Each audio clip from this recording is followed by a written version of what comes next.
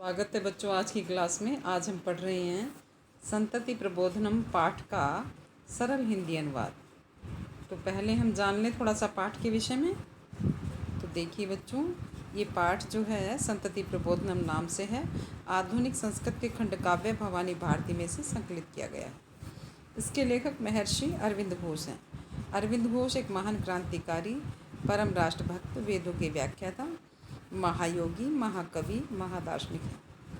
जीवन के प्रारंभिक चरण में वे सशस्त्र क्रांति के समर्थक थे। सन 1906 ईस्वी में अलीपुर बम केस में उन्हें अपराधी मानकर ब्रिटिश सरकार ने अलीपुर कारागार में बंदी बनाकर रखा था।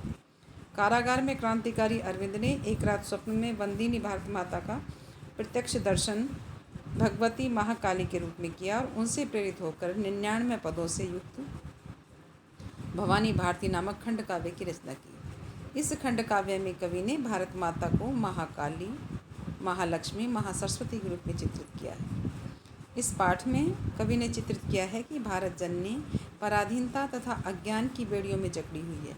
अपने भारतवासी पुत्रों को उनके स्वर्णिम इतिहास का स्मरण कराती है और कहती है कि सोए हुए सिंहों, उठो और नींद का त्याग करके अपनी वीरता से देश को स्वतंत्र कराओ।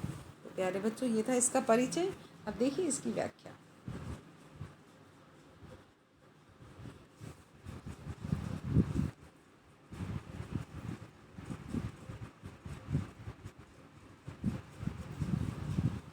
तो देखिए, सांद्रम तमिस्रा आवर्तम आर्त अंधम विलोक्य तद भारतम आर्यखंडम गूढ़ा रजन्याम अरिभिर्विनष्टा माता भ्रशम क्रदंती भारतानाम। तो वो कहते हैं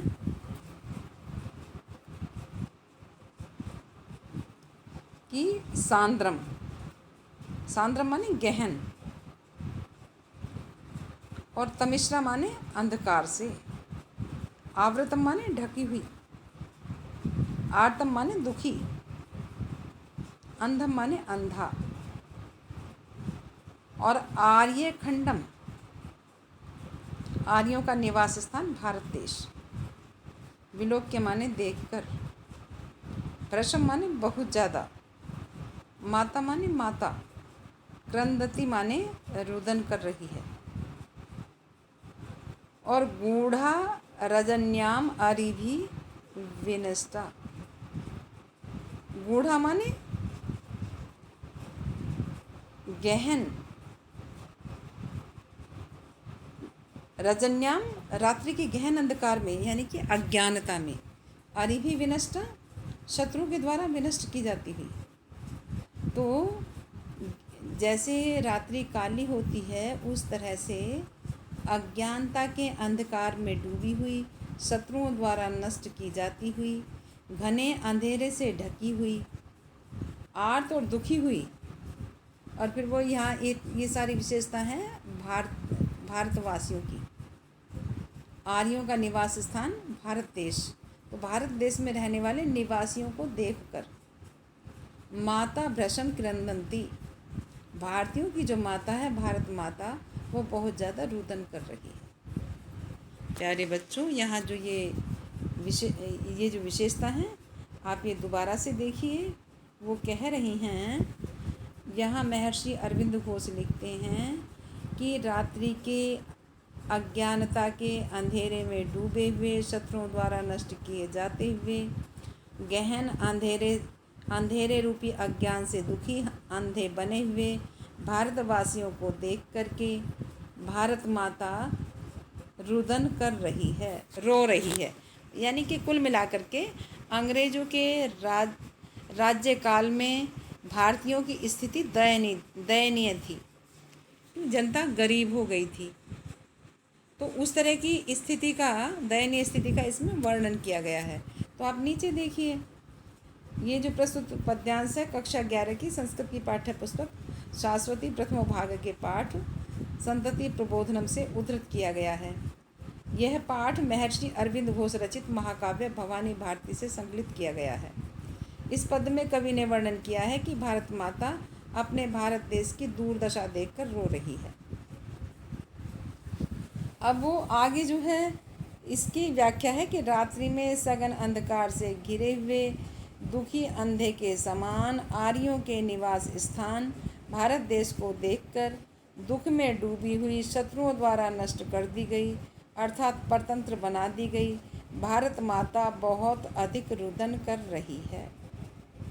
तो देखिए, यहाँ ये विशेष है कि लेखक ने भारत देश को आर्यों का निवास स्थान कहा है। पांचाली रीति है, उपजाति छंद है। और ये भावार्थ है कि लेखक को भारत की पराधीनता देखकर अत्यंत कष्ट होता है, जिसे वह भारत माता के माध्यम से व्यक्त कर रहे हैं। और वो कहते हैं कि जो भारत देश आर्यों का निवास स्थान है, वह आज अज्ञान रूपी अंधकार से अंधे के समान है, पराधीनता के कारण अत्यंत दुखी है। ऐसे भारत को देखकर पराधीनता की बेड़ियों में जकड़ी हुई भारत माता करुण क्रंदन कर रही है। आगे देखिए बच्चों,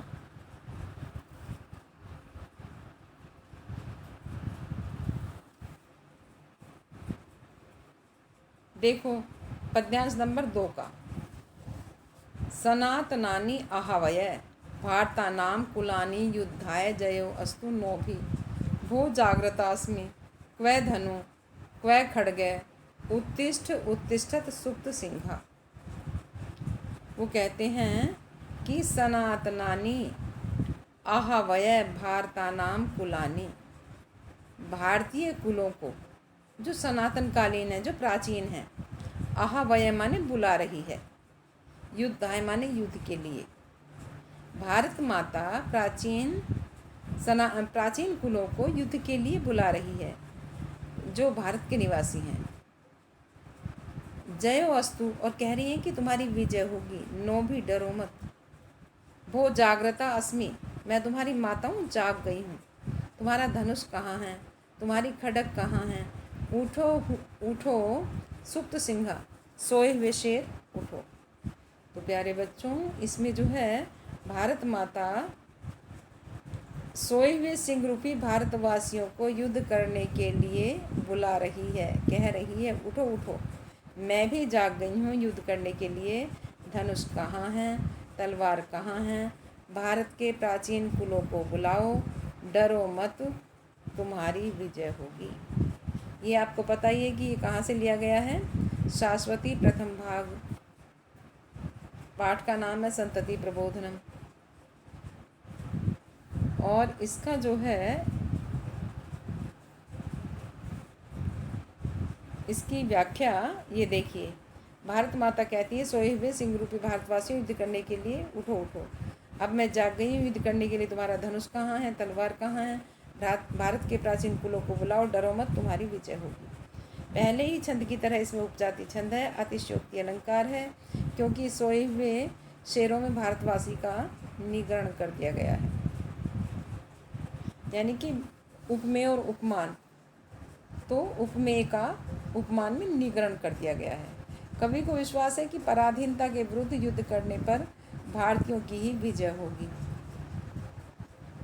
भारत माता को यहाँ महाकाली के रूप में चित्रित किया गया है। भारत माता भारतवासियों को सोए हुए सिंह कहकर उन्हें युद्ध के लिए ललकारती है, अस्त्र शस्त्र सज्जित करने को कहती है, भारत के प्राचीन कुलों का आवाहन करती है, निर्भयता का संदेश देती है और विजयी होने का आशीर्वाद देती है। भारत माता को देवी महाकाली के रूप में चित्रित किया गया है। बच्चों, तो ये आपकी समझ में आ गया, आप इसको लिख लेंगे और याद कर लेंगे।